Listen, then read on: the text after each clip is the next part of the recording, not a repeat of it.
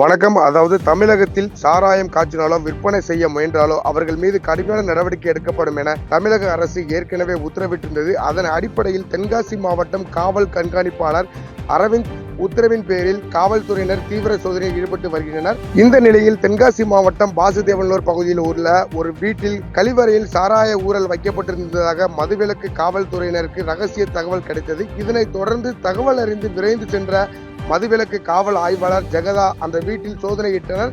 இதனைத் தொடர்ந்து வீட்டில் கழிவறையில் சோதனை செய்த பொழுது அங்கு சாராய ஊழல் வைக்கப்பட்டிருந்தது தெரிய வந்துள்ளது. இதனைத் தொடர்ந்து சுமார் 12 லிட்டர் சாராய ஊழலை மதுவிலக்கு காவல்துறையினர் பறிமுதல் செய்தனர். மேலும் இந்த சம்பவத்தில் செல்லத்துறை மற்றும் அவரது மனைவி வசந்தா ஆகியோர் இருவரும் மதுவிலக்கு காவல்துறையினர் கைது செய்யப்பட்டு நீதிமன்றத்தில் ஆஜர்படுத்தி சிறையில் அடைக்கப்பட்டனர் என்பது குறிப்பிடத்தக்கது.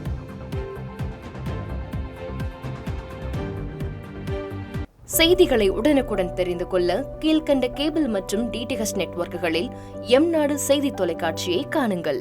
பாதகம் செய்பவரை கண்டால் நாம் பயம் கொள்ளலாகாது பாப்பா. மோதி மிதித்துவிடு பாப்பா, அவர் முகத்தில் உமிழ்ந்துவிடு பாப்பா. அண்மை செய்திகளை உடனுக்குடன் தெரிந்து கொள்ள இணைந்திருங்கள் எம்நாடு தொலைக்காட்சியுடன்.